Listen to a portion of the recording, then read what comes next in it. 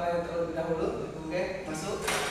Berdoa mulai. Bismillahirrahmanirrahim.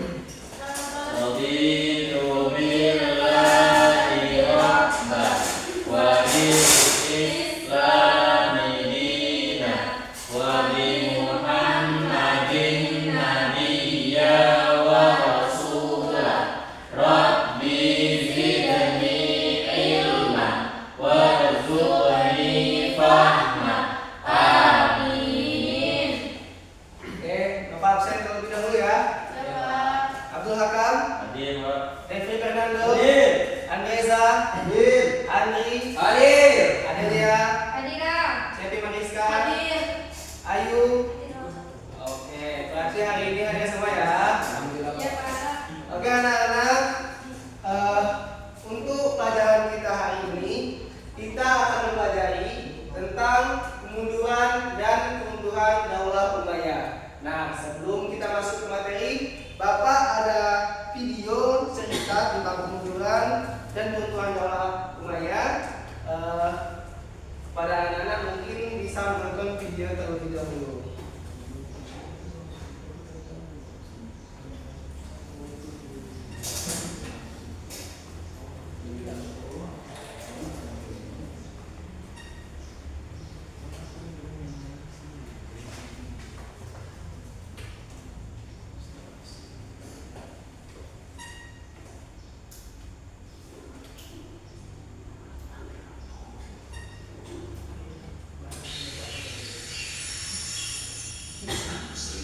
Kisah berduka jiwa 14 Ramadan terbentuknya Daulah Umayyah. Khalifah Umayyah Marwan kedua sibuk memadamkan pemberontakan dan pergolakan di berbagai daerah. Namun ia luput dengan apa yang terjadi di timur, khususnya wilayah Khorasan yang menjadi markas revolusi Bani Abbasiyah. Pemberontakan menyebar di berbagai daerah. Secara umum, Bani Abbasiyahlah penyebab api pemberontakan itu. Awalnya, pemberontakan dilakukan dengan provokasi kontra pemerintah. Sampai akhirnya, mereka merasa telah datang waktunya untuk melakukan perlawanan terang-terangan. Revolusi ini mendapat dukungan dari Ibrahim Al-Imam, seorang yang tinggal di Al-Hamimah. Dukungan ini menjadi angin segar bagi Bani Abbasiyah. Perlawanan agung bisa diwujudkan. Mereka mengangkat Abu Muslim Al-Khurasani sebagai pimpinan pemberontakan. Ia dibaiat dengan syiar untuk berbuat dari keluarga Muhammad. Perlu diketahui bahwasanya Bani Abbasiyah termasuk ahlul bait Nabi Muhammad Sallallahu Alaihi Wasallam. Wali Daulah Umayyah di Khorasan, Nasr bin Yasar, mencium aroma kuat pemberontakan yang dipimpin oleh Abu Muslim itu. Ia segera mengirim surat ke Damaskus yang merupakan ibu kota Bani Umayyah, menjelaskan kekacauan yang terjadi di Khorasan. Kian hari, kian bertambah ancaman Abu Muslim. Nasr berharap bantuan dari Khalifah segera datang. Sayangnya, Khalifah Marwan kedua tidak mampu memenuhi permintaan Nasr. Ia bahkan tak mampu melakukan apapun kecuali menawarkan perjanjian ditambah dengan nasihat-nasihat. Marwan menawarkan kepada Abu Muslim kekuasaan penuh terhadap Khorasan.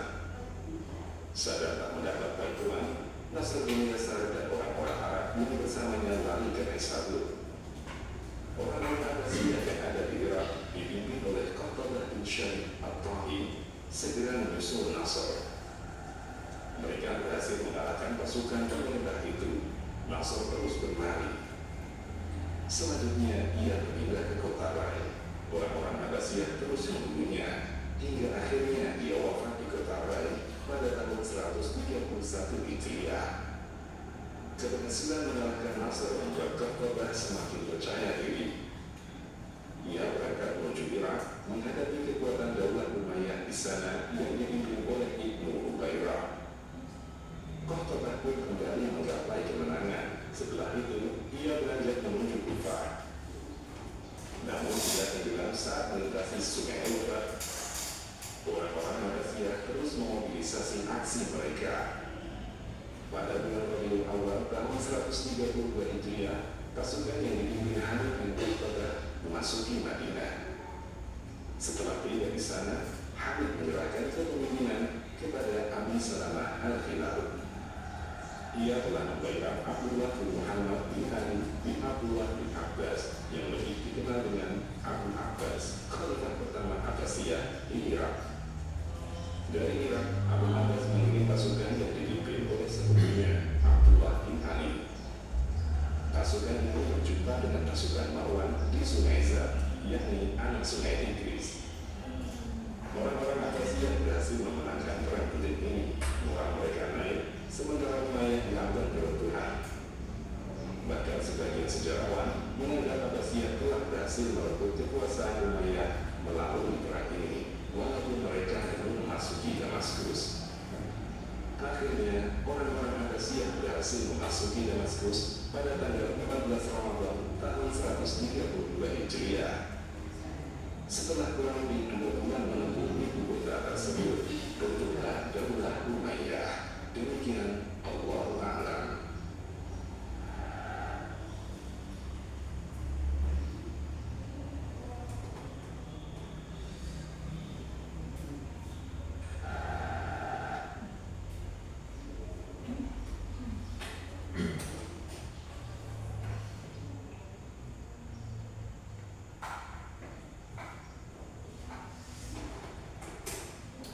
Oke, anak-anak, itulah tadi sedikit cerita dari runtuhnya Daulah Umayyah.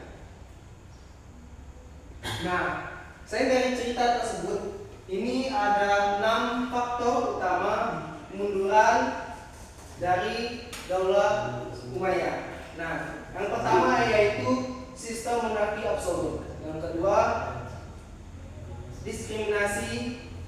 Yang ketiga, konflik internal. 4, gaya hidup mewah. 5, gerakan oposisi. 6, wilayah terlalu luas. Nah, yang pertama yaitu sistem pemerintahan monarki absolut. Nah, pada masa Khulafaur Rasyidin, pemimpin dipilih berdasarkan musyawarah dan kualitas kepemimpinan. Namun Muawiyah bin Abi Sufyan mengubah sistem ini menjadi monarki turun-temurun dengan menunjuk putranya sebagai penerusnya. Nah, dampak yang ditimbulkan, banyak khalifah naik tahta karena garis keturunan, bukan karena kemampuan. Kualitas pemerintahan menurun, memicu kecemburuan politik dari kalangan sahabat dan keturunan Nabi. Nah, yang terakhir itu tidak kepuasan meluas menjadi benih konflik berkepanjangan. Nah, yang kedua yaitu diskriminasi terhadap kaum Mawali. Nah, siapa itu kaum Mawali? Kaum Mawali adalah kaum Muslim non-Arab dari pesisir Mesir dan wilayah lainnya yang telah memeluk Islam namun tidak diperlakukan setara dengan Muslim Arab. Nah, bentuk ketidakadilan ini adalah tidak diberikan jabatan penting dalam pemerintahan, tetap dikenai pajak meski sudah beragama Islam, diperlakukan sebagai warga kelas 2. Selanjutnya yaitu konflik internal dan perebutan kekuasaan. Nah, akar masalah dari konflik internal ini tidak adanya sistem yang jelas membuat setiap kematian khalifah berpotensi memicu krisis dan perebutan tahta. Nah, adapun skala konfliknya, pertikaian tidak hanya bersifat politik, tetapi sering berujung pada konflik bersenjata antara anggota keluarga Umayyah itu sendiri. Nah, selanjutnya yaitu gaya hidup mewah para khalifah. Nah, kesenjangan yang melebar dengan seiringnya waktu, sebagian khalifah Umayyah membangun istana megah, mengadakan pesta besar dan menikmati kekayaan negara tanpa memperhatikan kondisi rakyat. Nah, gaya hidup ini sangat bertolak belakang dengan teladan para pemimpin terdahulu yang lebih sederhana dan dekat dengan masyarakat. Nah, akibatnya rakyat kehilangan kepercayaan dan tidak lagi memberikan dukungan penuh terhadap pemimpin. Nah, selanjutnya yaitu munculnya gerakan oposisi. Nah, berbagai kelompok menentang kekuasaan Umayyah, baik melalui kritik politik maupun pemberontakan bersenjata. Yang pertama yaitu ada kelompok Syiah mendukung keturunan Ali bin Abi Thalib sebagai pemimpin yang sah dan menolak legitimasi Umayyah. Yang kedua yaitu kaum Khawarij menolak kepemimpinan yang dianggap tidak adil dan tidak sesuai dengan prinsip Islam. Yang ketiga yaitu ada Bani Abbas, memiliki ambisi politik kuat untuk merebut kekuasaan, didukung oleh kelompok Mawali yang ditindas.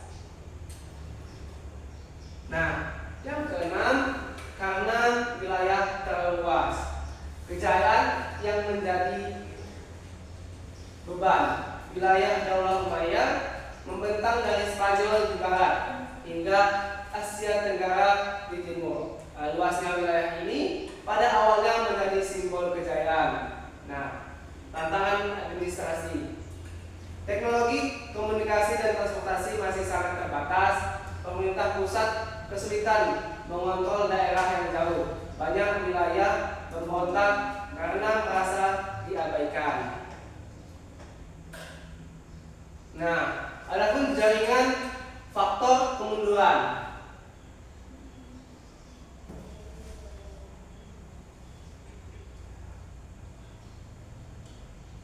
Keenam faktor ini tidak berdiri sendiri.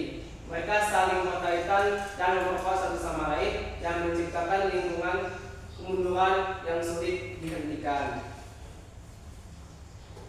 Nah, selanjutnya anak-anak, dari materi yang Bapak paparkan tadi, apakah anak-anak ada yang ingin bertanya? Tidak. Oke, dikarenakan anak-anak tidak ada yang ingin bertanya, nah di sini Bapak akan memberikan tugas kalian terlebih dahulu. Nah di sini Bapak akan membagikan kelompok menjadi 2 kelompok. Yang pertama yaitu dari Andreza, Demri sama Abdul Hakam yaitu kelompok 1. Kelompok 2 Cepi, Ayu, Adel dan Asti. Nah itu tugasnya kalian membuat infografis tentang keruntuhan dan kemunduran Daulah Umayyah. Silakan untuk mengirim ke kelompoknya. Untuk infografisnya anak-anak bisa buat melalui platform aplikasi Canva dan aplikasi lainnya. Bapak beri waktu 7 menit.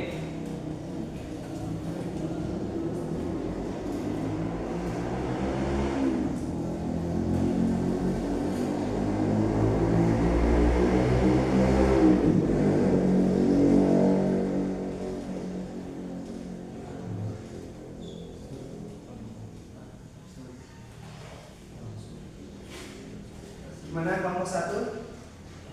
Apa Pak?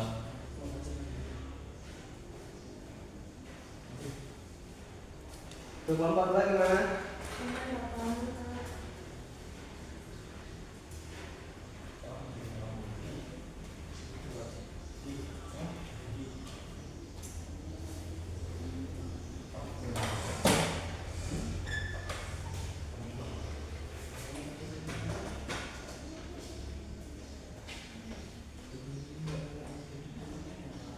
Oh iya anak-anak, sebelumnya Bapak lupa tadi, setelah dibikin infografisnya, Bapak ingin perwakilan satu kelompok untuk mempresentasikan hasil infografisnya ke depan.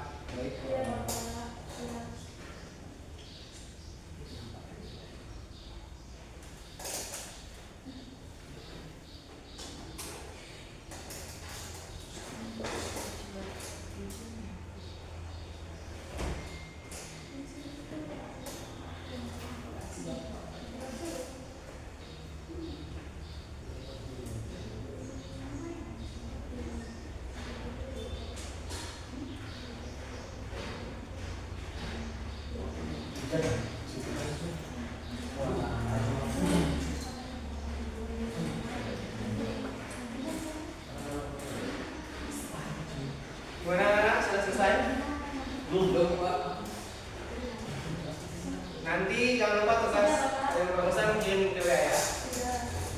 Yang apa?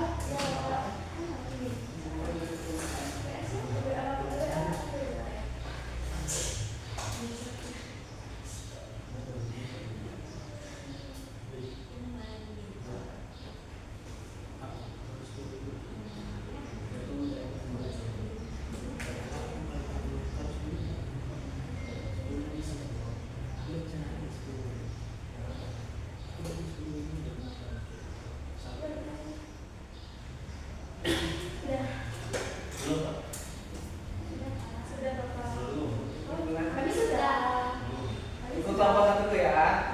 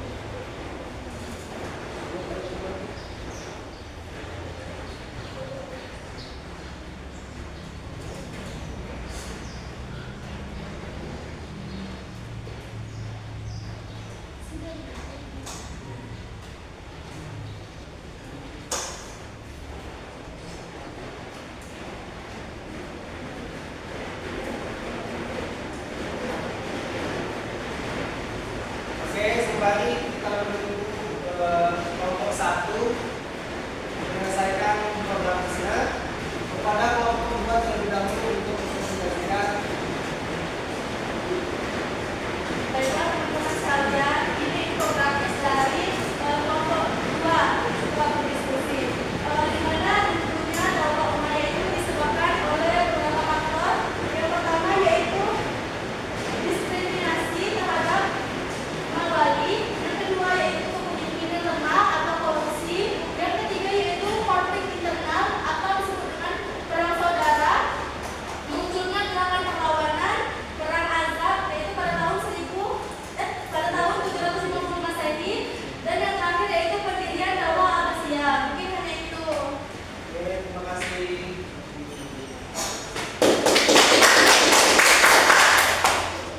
Bisa Pak? Bagus, bagus, bagus. Bagus, amat.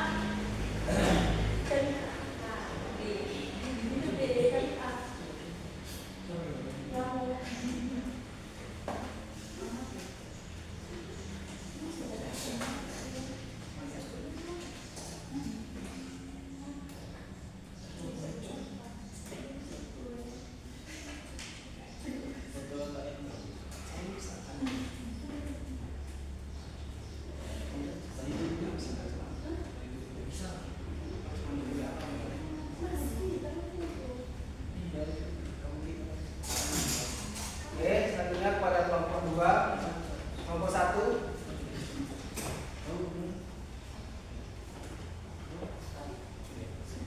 Baik, di sini dari infografis kami yaitu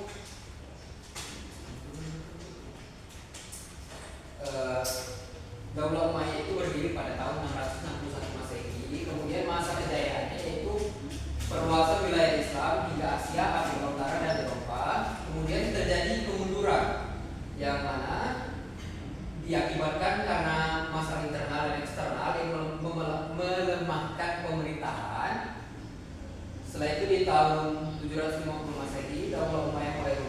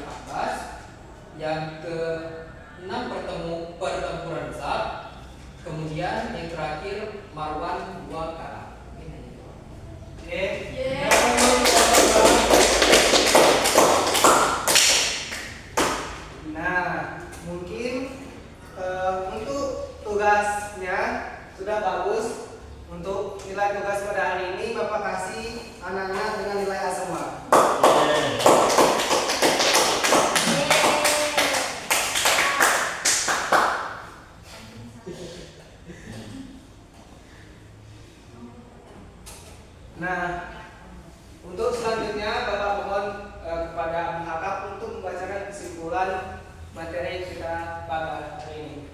Refleksi dan pelajaran sejarah. Runtuhnya Daulah Umayyah mengajarkan bahwa kekuatan sebuah dinasti tidak hanya diukur dari luas wilayahnya, tetapi dari keadilan, kesetaraan, dan kepercayaan masyarakat. Keadilan sosial. Diskriminasi terhadap kelompok manapun akan menimbulkan ketidakpuasan yang merusak stabilitas. Legitimasi kepemimpinan. Kekuasaan yang tidak berakar pada kepercayaan rakyat dan kemampuan pemimpin tidak akan bertahan lama. Manajemen wilayah. Ekspansi tanpa sistem administrasi yang kuat justru menjadi beban yang mempercepat keruntuhan. Terima kasih Abdul Hakam. Mungkin anak-anak itulah materi kita pada hari ini. Bapak ucapkan terima kasih atas partisipasinya untuk mengikuti pelajaran hari ini. Semoga pelajaran kita hari ini bisa bermanfaat bagi kita semua. Amin. Mungkin itu saja. Bapak ucapkan terima kasih kepada kelas untuk berdoa terlebih dahulu. Berdoa mulai. Bismillahirrahmanirrahim. Wal 'asr innal insana lafi khusr illa alladziina aamanu wa 'amilus shalihati wa tawassaw bil haqq wa tawassaw bis sabr. Shadaqallahul 'azim. Oke, anak-anak sekalian, Bapak akhiri pertemuan pembelajaran kita pada hari ini. Bapak akhiri. Wassalamualaikum warahmatullahi wabarakatuh. Waalaikumsalam.